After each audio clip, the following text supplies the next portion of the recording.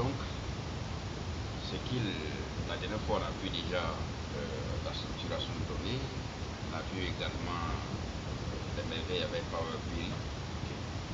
Et aujourd'hui, on continue toujours avec le traitement de données avec Power Query. Et je vais réexpliquer le schéma en question. Ce que nous allons voir aujourd'hui, il y a trois aspects.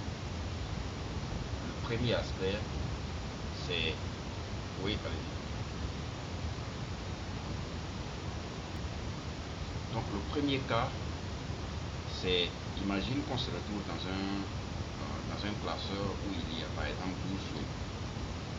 Okay. Ou encore, on veut créer des classeurs par exemple par mois, même si c'est pas la meilleure méthode. Et tu vois quelqu'un qui fait déjà son classeur comme ça. Donc tu vas l'aider à automatiser son reporting. Et pour ça, tu vas chercher à combiner. À chaque fois que quelqu'un va créer un nouveau tableau de la même structure, Excel va récupérer automatiquement et reverser dans une base de données. Et même s'il y a des changements, tu vas cliquer sur actualiser, ces données vont se mettre à jour. Ça, c'est le premier cas qu'on va voir. Le deuxième cas, imaginez que vous avez peut-être même 100 feuilles dans un classeur. Et vous voulez attaquer ce classeur-là parce que c'est la même structure de fichiers. Et vous voulez attaquer ce classeur-là pour compiler tous les tableaux qui sont dedans, vous les compilez en un seul tableau. Comment on le fait rapidement sans perdre de temps. Et la dernière qu'on va voir, c'est si j'ai l'habitude d'extraire des données d'un système pour faire des analyses, je vais chercher à automatiser ça. Soit je vais créer un dossier et je vais mettre, quand je fais l'extraction, je viens y mettre dans mon dossier en question et je vais automatiser mon système de telle sorte que tout le traitement que j'ai l'habitude de faire manuellement et tous les TCD qu'à chaque fois je suis obligé de reprendre, je vais les automatiser. Donc ce qui va se passer désormais, c'est que quand je fais une nouvelle extraction, j'enlève l'ancien fichier, je mets le nouveau fichier et je viens sur mon reporting, je clique sur actualiser et les données vont se mettre à jour automatiquement. Donc ce que j'ai l'habitude de faire pendant des heures, je vais faire maintenant en cliquant sur un seul bouton. Okay. Donc voilà les trois cas que nous allons voir ici, et peut-être on va ajouter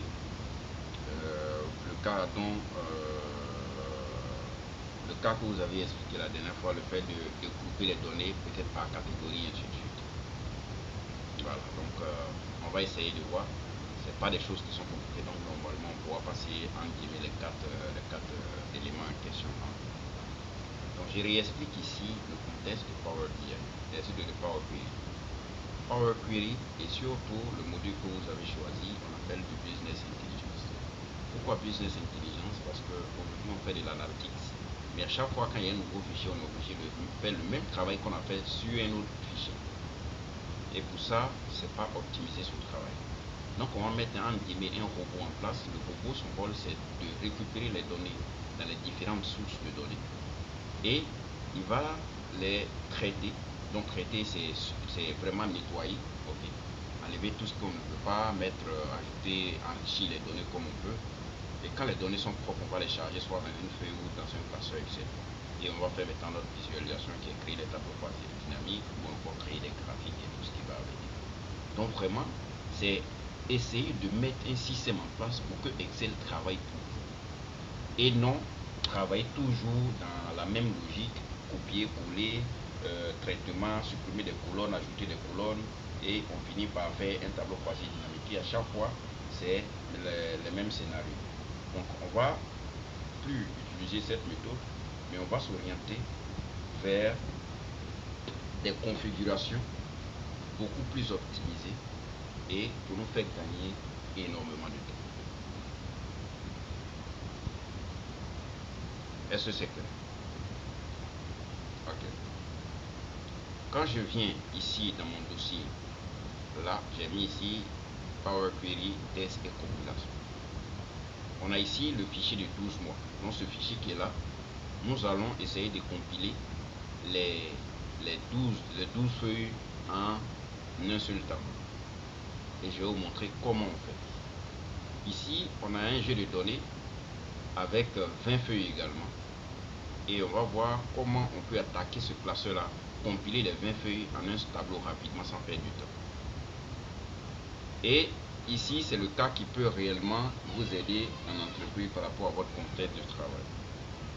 Donc si par exemple, vous travaillez et que il y a vos agences quelque part qui doivent envoyer des fichiers et que vous avez conçu un seul modèle de fichier et ce fichier là tout le monde remplit et puis on vous envoie, quand vous allez récupérer tous ces fichiers là, vous les mettez directement ici et vous allez créer votre robot dessus de telle sorte que quand il y a un nouveau fichier, automatiquement tout ce que vous avez à faire c'est de cliquer sur actualiser et le nouveau fichier qui est venu est pris en compte à l'analyse. Ça peut être aussi le cas où vous allez faire l'extraction du système comme ce que vous avez l'habitude de faire. Donc quand vous faites l'extraction, au lieu de traiter, d'attaquer directement le fichier, vous n'allez pas attaquer directement le fichier, mais vous allez attaquer le dossier. Pourquoi le dossier? Parce que quand on attaque un fichier, le nom du fichier là, on ne doit plus changer. Or, quand on attaque un dossier, c'est le nom du dossier qu'on ne doit plus changer, mais le nom du fichier peut changer, il n'y a pas de problème.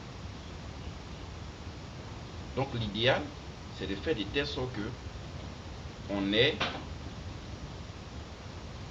on attaque un dossier et à l'intérieur on peut mettre 1000 fichiers de la même structure, on peut mettre 1000 fichiers de la même structure et on va compiler en un seul fichier.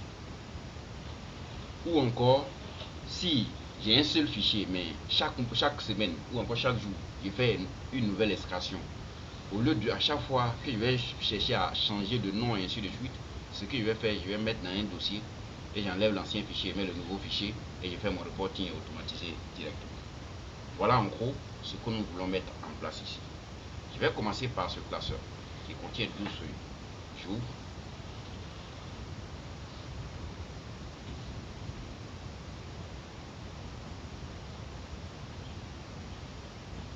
Ok. Donc il y a ici janvier, février, mars, avril, mai jusqu'en décembre. Voici les 12 feuilles. Et quand vous regardez, vous allez voir que c'est la même structure. Ok, c'est la même structure. Ça, la dernière fois pendant la séance, c'est moi qui ai mis en format tableau. Ok. Ici également, j'ai mis en format tableau. Vous voyez, c'est la même structure, date, et puis c'est écrit de la même manière. Si c'est pas écrit de la même manière, il ne va pas les superposer. Il va pas. Par ici, il met ici par exemple date OK, et puis date qui est ici. Pour lui, c'est deux colonnes différentes. Donc il ne va pas mettre février là, il ne va pas mettre en bas de ça. Ok. Donc il faut avoir la même structure. Les colonnes doivent être renommées de la même manière.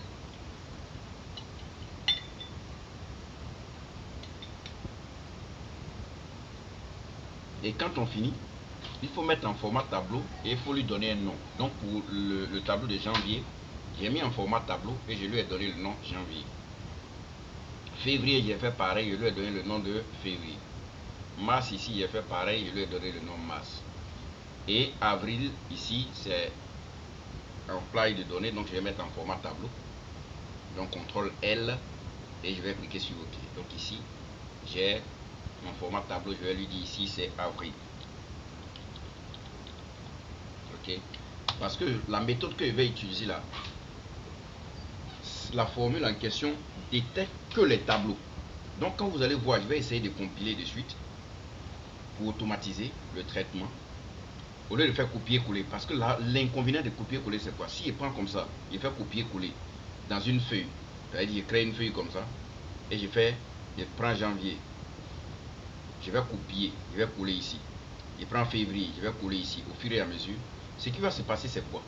C'est que c'est bien vrai, j'ai compilé avec copier-coller, mais s'il y a une donnée qui change ici, je suis obligé de refaire encore copier-coller. Voilà.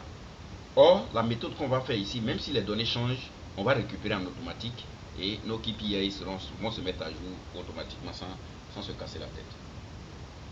Ok. Donc, la méthode est simple. Je vais venir dans l'onglet données. Je vais venir ici dans obtenir les données.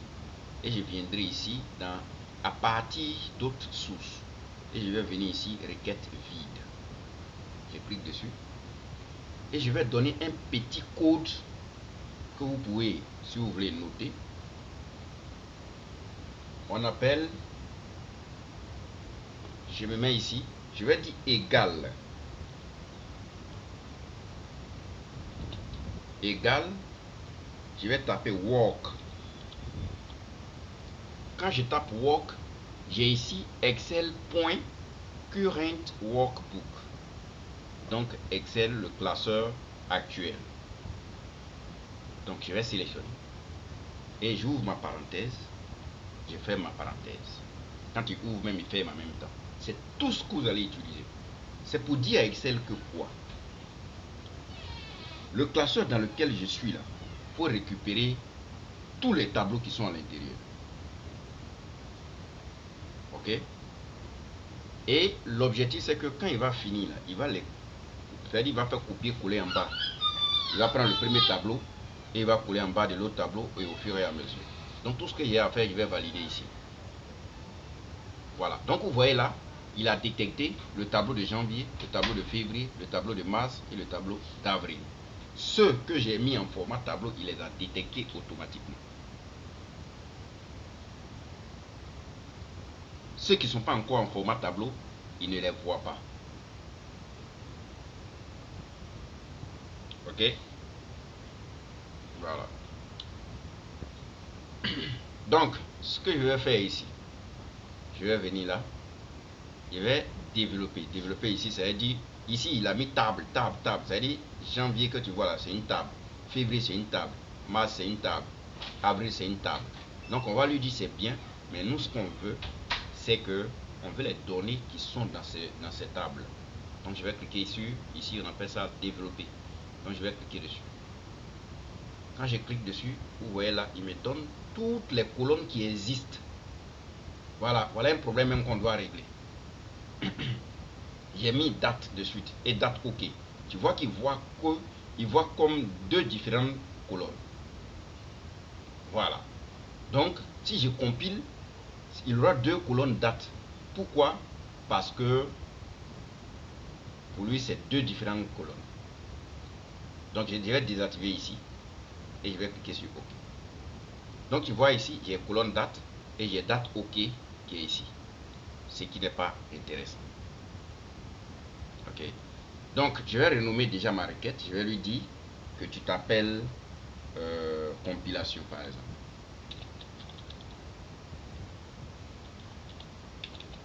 Compilation. Et je vais valider. Ok. Donc, je peux charger dans Excel. Donc, si je vais comme ça, fermer et charger. Donc, il est chargé directement dans Excel.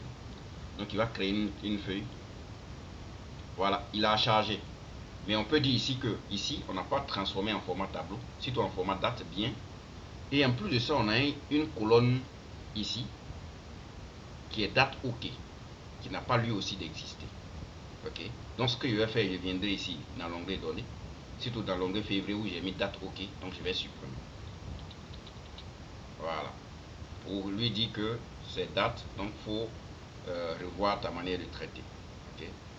Donc si je viens encore dans Power Query. Donc là, je suis dans l'éditeur de Power Query. Ok. Et je vais essayer d'actualiser.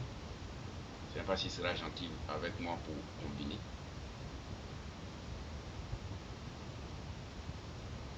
Ok. Donc ici, ce que je vais faire, je vais enlever développer. J'ai oublié de reprendre parce que ce que j'ai fait n'est pas bon du tout. Donc, je viens là et je regarde mes données. Je vais essayer de lui dire de développer. Ah, il a toujours date OK là en mémoire, ce qui n'est pas du tout intéressant. Ok, il a toujours ça en mémoire. Et voilà des choses qu'il faut éviter. Ok, donc si les colonnes ne sont pas les mêmes, ou encore si c'est la même colonne, mais il faudrait que les noms soient pareils. Sinon, si les noms ne sont pas pareils, pour lui, c'est de différents tableaux. Ok, c'est de différents, comment on appelle ça, différentes colonnes. Donc, la requête qui est ici, je vais supprimer carrément. Ok, pour que ça sorte de sa mémoire. Je vais fermer, conserver. Donc ici, je vais lui dire que la feuille qui est là, on n'a pas besoin de ça. Je vais reprendre mon travail. Ok. Donc je reviens ici, je vais lui dire l'onglet données, à partir obtenir les données, à partir d'autres sources, à partir d'autres sources. Et je vais venir ici requête feed. Et je vais lui donner le même code. Égal work et excel.current workbook. J'ouvre ma parenthèse, je fais ma parenthèse et je valide.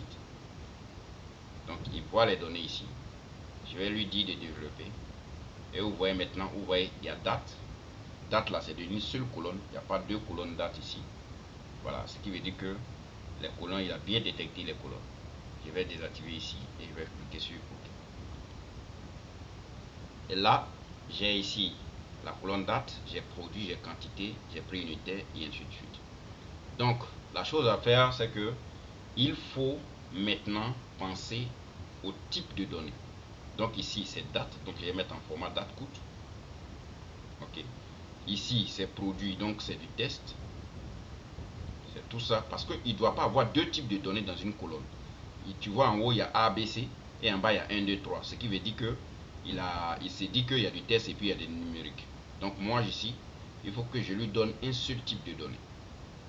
Et ici, prix unitaire, c'est nombre entier. Ici, chiffre d'affaires, c'est nombre entier. Voilà, ici, c'est du test, il n'y a pas de problème. Et là, maintenant, j'ai bien travaillé mes données. Mes données sont propres. Et je vais maintenant charger. Donc, je vais lui dire ici que tu t'appelles, la requête s'appelle compilation. Compilation. Compilation et je valide. Donc, désormais, je vais fermer et charger. Donc, il va charger directement dans ma feuille ici. Et j'ai une seule colonne ici, date, j'ai produit et ainsi de suite. Donc, à l'instant T, si je viens comme ça, ce que je veux les données d'avril, je peux sélectionner comme ça avril et voir les données d'avril.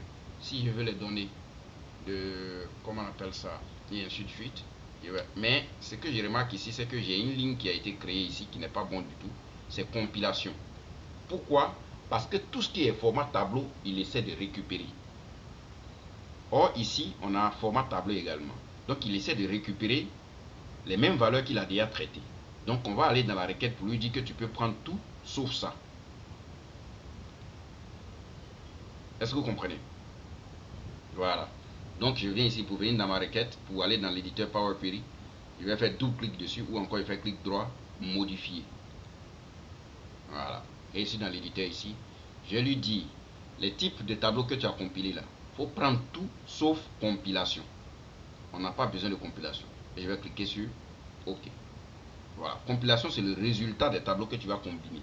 Donc, si tu prends les tableaux, il faut oublier compilation. Et je vais charger. Donc, désormais, si je vois ici, j'ai plus compilation ici. Je n'ai que les mois, les différents tableaux que je devrais compiler. Maintenant, vous allez me dire que quelle est la différence entre ça et si je faisais copier-coller. La différence, c'est quoi? C'est que en janvier, le produit 1, donc je viens ici, janvier, produit 1, le montant, ce n'est plus, par exemple, le chiffre d'affaires ici, c'est... Est-ce que j'ai mis ma formule? Il n'y a pas formule dedans. Donc je vais mettre ici, au lieu de 50, au lieu de 5 000, je vais mettre 50 000. Et ici, maintenant, ça devient 100 000. OK. Cette modification, si était avec copier-coller, je suis obligé de venir ici faire une modification manuelle également. Voici la ligne en question. Mais tout ce qu'on a à faire ici, on va aller directement dans l'onglet données ici et je vais lui dire actualiser, actualiser tout. Donc vous voyez ici directement 50 000 et 100 000. Donc quand les données changent dans la barre, dans les différents tableaux, moi, tout ce que j'ai à faire, c'est de cliquer sur actualiser ici et mes données se mettent à jour automatiquement. Et là n'est pas encore la magie.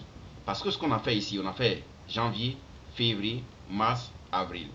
Ok? Imagine maintenant que le gars, il crée son cinquième tableau. Mai. Donc on va venir ici. On va lui dire, là, ok, on a mis en format tableau. Et on vient ici, on va lui dire que tu t'appelles mai. Et je valide. Étant donné que les nouvelles données que j'ai ici sont désormais en format tableau, si je viens dans ma compilation ici, vous voyez pour l'instant je n'ai pas mai ici. Mais dès que je clique sur actualiser, comme c'est déjà en format tableau, automatiquement, il a récupéré mes. Donc, dès qu'il y a un nouveau tableau qui arrive, qui est au même format, il va récupérer automatiquement. Donc, tout le reste là, je n'ai pas besoin de faire copier-coller et ainsi de suite. Quand il y a un nouveau tableau, je mets joint. Je viens ici, je vais mettre joint en format tableau simplement. Je vais lui donner un nom pour pouvoir me retrouver après. Donc, je vais lui dire joint. Et je vais venir ici. Jouer. Je lui donne un nom. Je viens ici, août, en format tableau également.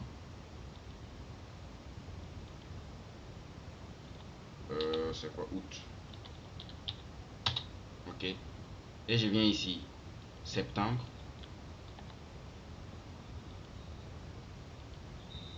Donc septembre. Et je viens ici, octobre.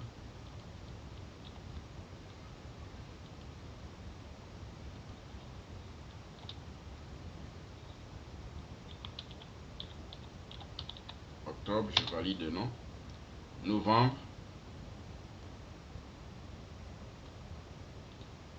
Donc je mets en format tableau. Novembre.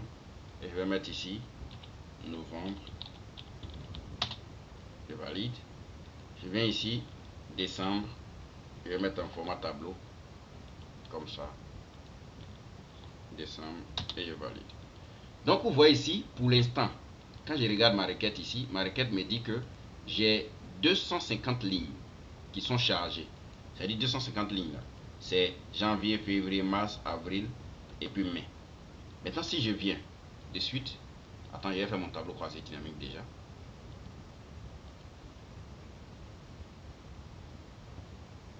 Ah, j'ai actualisé au lieu de... Ah, c'est devenu 600 lignes. Il a pris tout. Donc maintenant ici, j'ai tous les mois qui sont ici maintenant, sans que je fasse du copier-coller.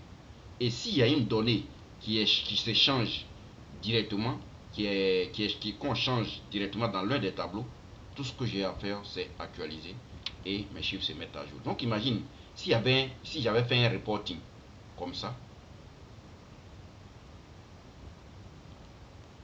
créer tableau croisé dynamique. Ok, j'avais mis ici, par exemple, comme ça, chiffre d'affaires. Voilà.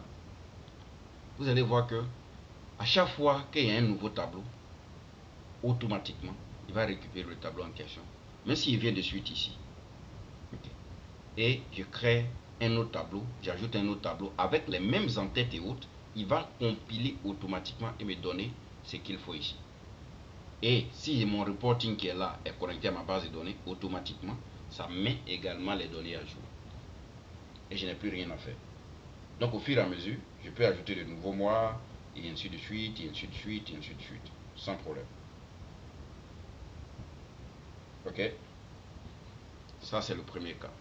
Donc le petit code qu'on a utilisé ici,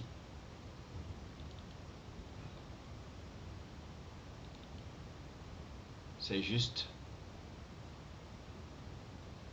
ça. Current.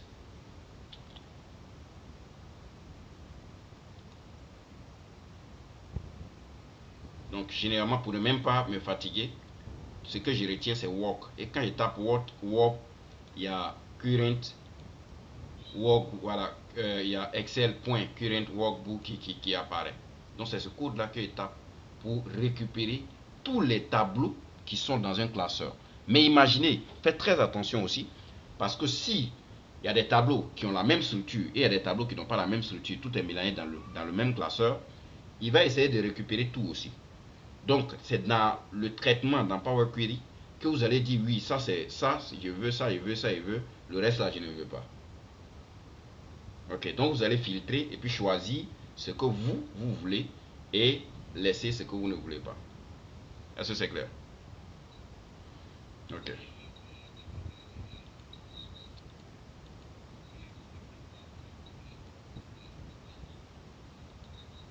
Ça c'est à vous de voir. Ici par exemple, je peux lui dire ici tous les montants. Donc si je viens ici, chiffre d'affaires, il dit tous les montants par exemple.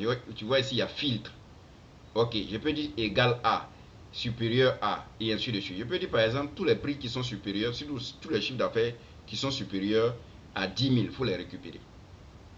Donc je vais filtrer, comme ce qu'on a l'habitude de faire avec Excel. Seulement que si vous faites ça, il ne va pas récupérer tous les éléments en question. Donc demain, si vous avez besoin de ça encore, vous allez venir ici pour pouvoir les afficher à nouveau.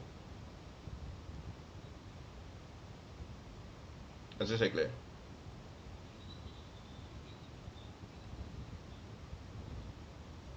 Non, non, non, non. Faut jamais, avec Power Query, il ne faut jamais traiter les données à la source. Il faut traiter directement dans Power Query. Voilà. Donc ce que tu veux désactiver, tu peux désactiver. Par exemple, je dis ici que tout ce qui est 5000, je ne veux pas. Donc je vais sélectionner tout et puis désactiver 5000. Et je vais cliquer sur OK. Donc quand tu regardes les montants ici, tu vas plus trouver 5000 dedans. Et quand je vais charger, on était à 600 lignes, mais quand je vais charger de suite, donc fermer et charger, voilà, tu vois ici que on est maintenant à 540 lignes parce que il y a 60 lignes où il y a 5000 dessus. Donc il a retiré. Maintenant, si je veux les insérer à nouveau, je viens là et l'étape que j'ai créée, filtrée sur 5000 là, je vais annuler. Voilà, je vais annuler. Et là, j'ai laissé compilation aussi. Compilation, je dois désactiver. Voilà. Et si je charge, tu vois que je reviens à mes 6000 lignes, sans problème. Voilà.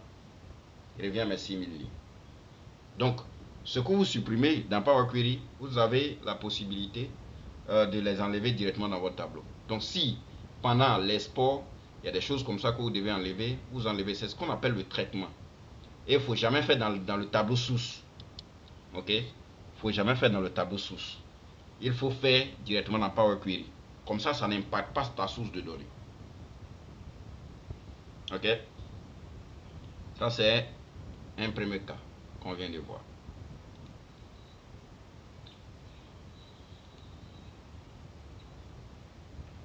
Deuxième cas. Deuxième cas, c'est que ce classeur qui est là contient 20 feuilles. Imagine si tu veux faire copier-coller des 20 feuilles dans un seul tableau. Ok, tu vas perdre normalement assez de temps et tes données ne sont pas connectées. C'est-à-dire s'il y a un mouvement dans l'un des tableaux, tu ne sais même pas à quelle ligne, ainsi de suite. Et ça sera très compliqué à gérer. Mais regarde ici, on a feuille 1 jusqu'à feuille 20 ici.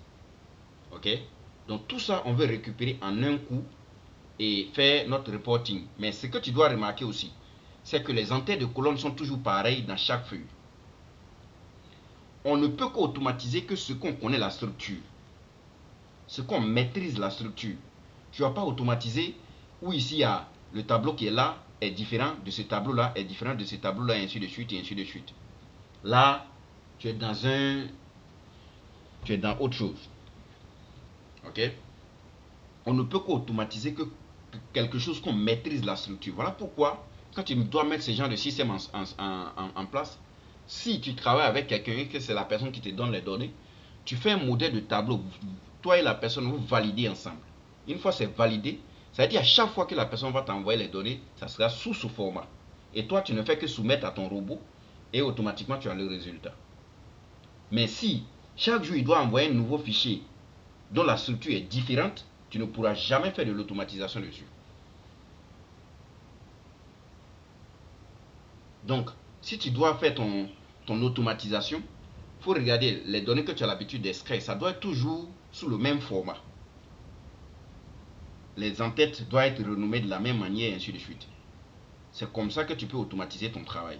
Mais si une colonne qui s'appelle date aujourd'hui, demain ça vient, ça devient date client ou même date d'achat, il ne va plus reconnaître. Et ta requête ne pourra pas se mettre à jour comme il se doit. Donc, maîtriser déjà la structure des données, c'est très important pour l'automatisation.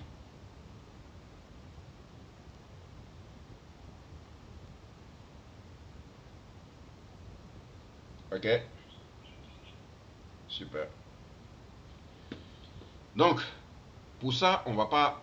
Si on veut travailler directement dans ce classeur, ce qui veut dire que chaque feuille ici, il faut mettre en format tableau. Et ça va nous prendre énormément de temps. Donc on ne va pas travailler directement dans ce classeur, mais on va se connecter plutôt à ce classeur. Ok. Donc je viens ici, je vais créer un autre fichier Excel que je vais appeler PQ pour Power Query. Ok. Donc je vais mettre même PQ 20 feuilles.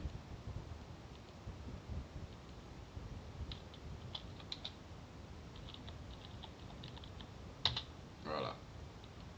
Power Query 20 feuilles. Donc je vais venir ici. J'ouvre mon classeur vide que je viens de créer. Ok. Donc je vais venir ici pour lui dire, dans l'onglet données, obtenir les données. Ok. Et je vais aller chercher un fichier Excel. Mes 20 feuilles sont dans un fichier Excel. Donc je vais aller chercher. Comme si je fais pièce jointe. Voilà. Je viens là. Je vais prendre mes 20 feuilles en question. Et je vais importer.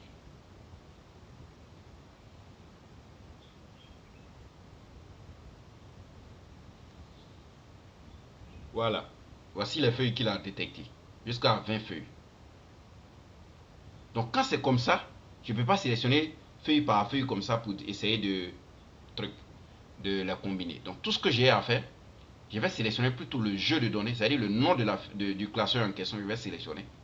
Ok. Pour dire que toutes les feuilles qui sont dedans, c'est ce que je vais récupérer. Donc je prends le nom, je ne prends pas la feuille. Par exemple, si tu prends à penser que c'est feuille 1 seulement que tu as pris. Feuille 10 que tu as pris. Donc moi je vais prendre ici pour dire que c'est tout le classeur que je vais récupérer. Et je vais venir ici pour dire transformer.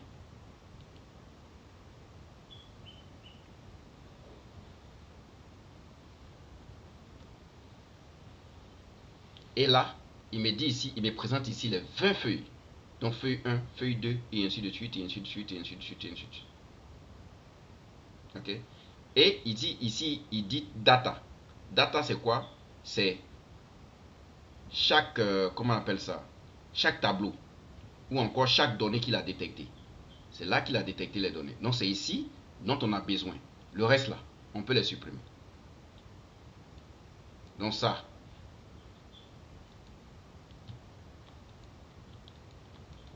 je peux supprimer ça. Ok.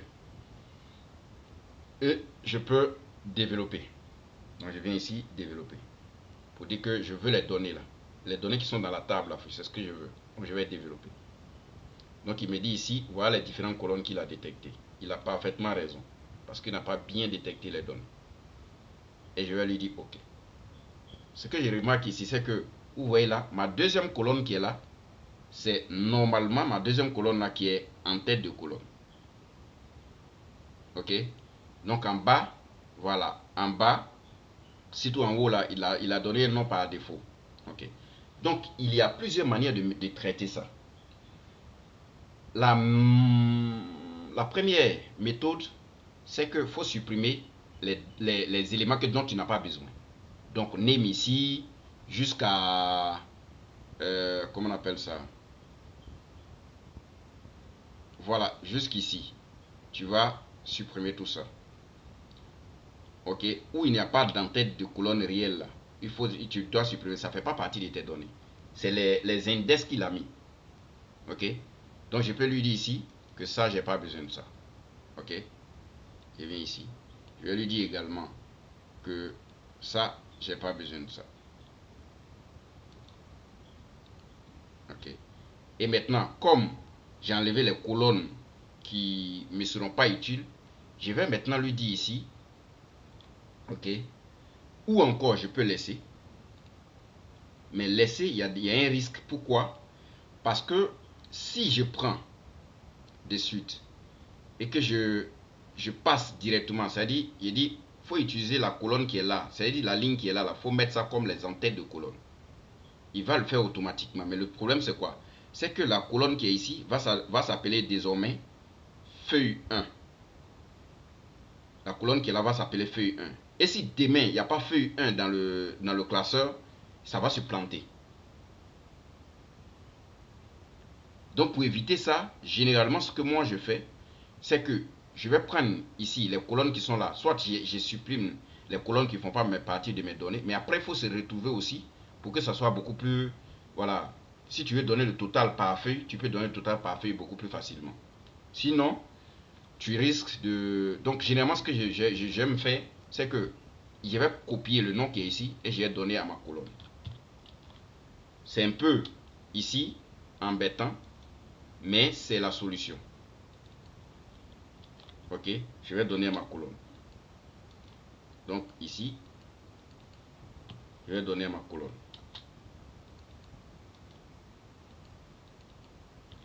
Je vais donner à ma colonne. Je viens ici.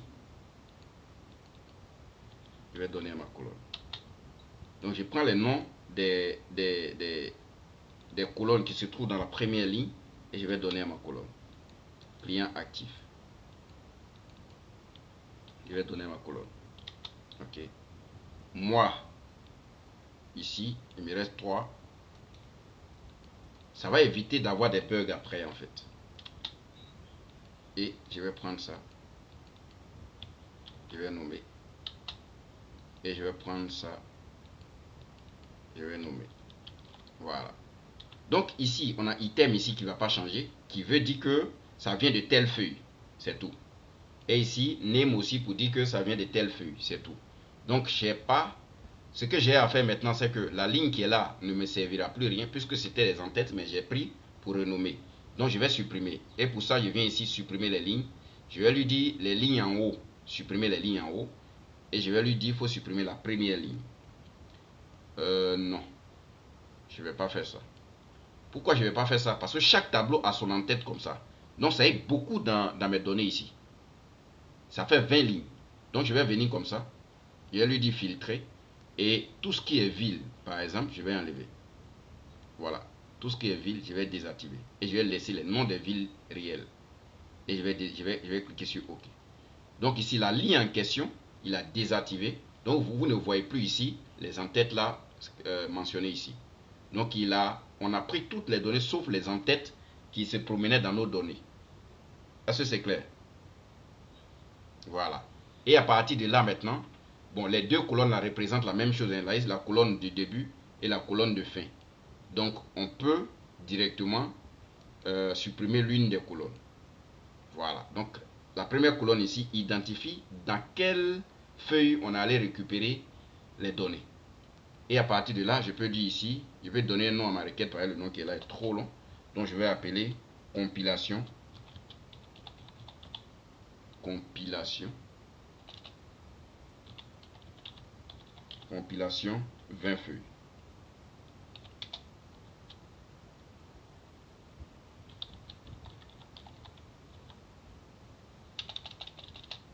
Voilà, compilation 20F. Je valide. Donc la requête s'appelle désormais compilation 20F.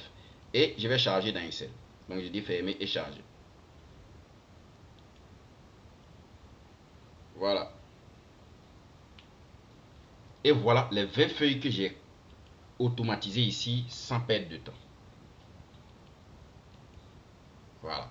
Les 20 feuilles que j'ai automatisées. Et ce qui est bien ici là, c'est que ce classeur là est connecté à mon classeur de 20 feuilles. Ce qui veut dire que demain, si les chiffres qui sont à l'intérieur changent, tout ce que moi j'ai à faire, c'est de venir ici, actualiser, actualiser tout. Et j'attends. Il va aller dans le classeur, il va récupérer les informations. Et il va venir mettre ici. On a ici par exemple 9983 lignes. 9983 lignes. Si je viens dans le classeur en question et que je supprime quelques lignes, par exemple dans ce tableau, je vais supprimer quelques lignes. C'est même pas ça fait combien de lignes au total.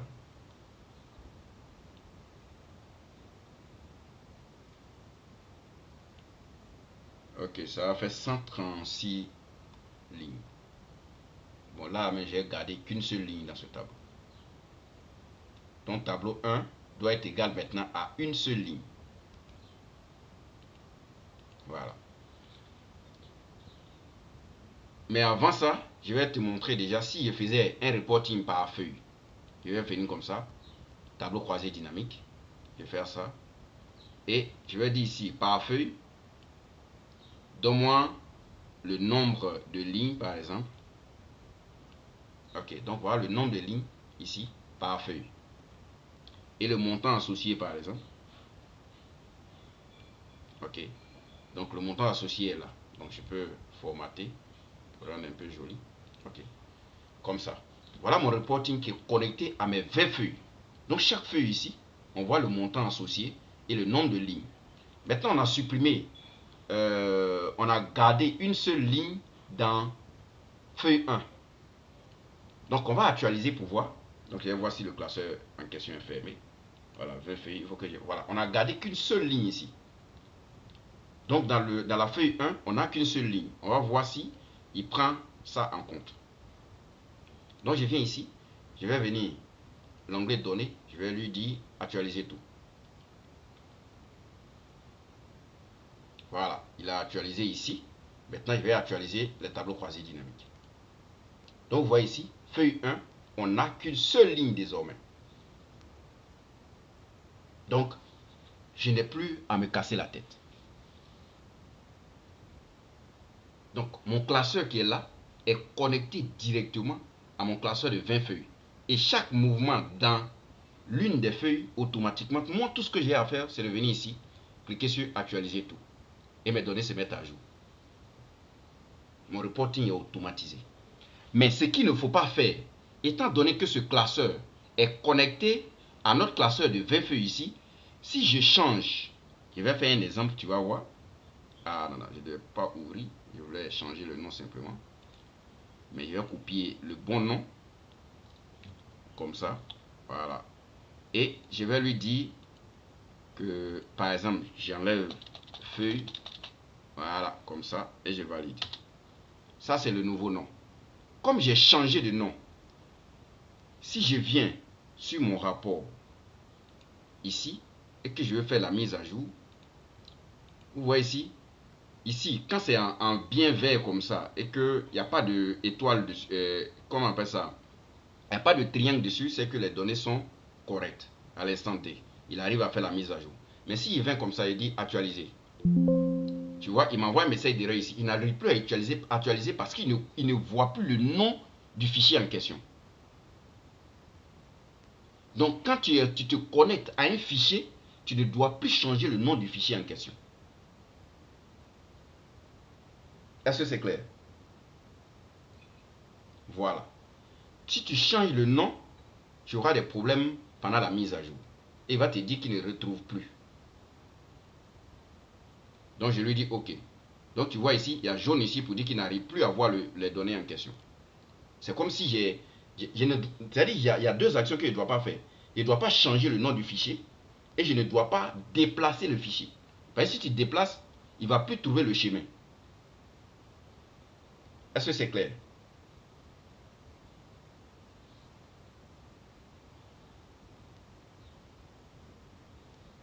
Est-ce que c'est clair? D'accord. Donc je vais venir ici, je vais renommer mes données. Je vais lui donner le bon nom qu'il connaît. Donc je lui donne le nom et je valide.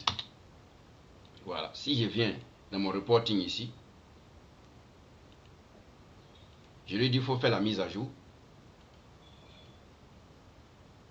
Maintenant, il trouve le fichier, le bon nom et il pourra maintenant faire la mise à jour de mes données.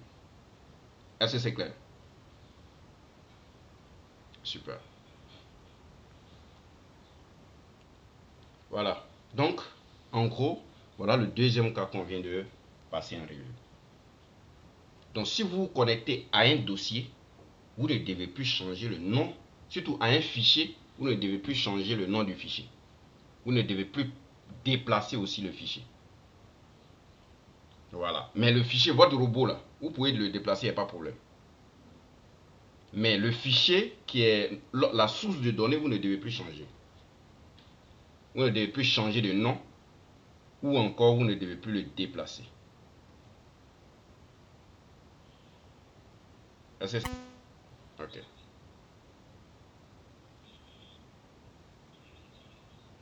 Oui, oui, oui, c'est activé.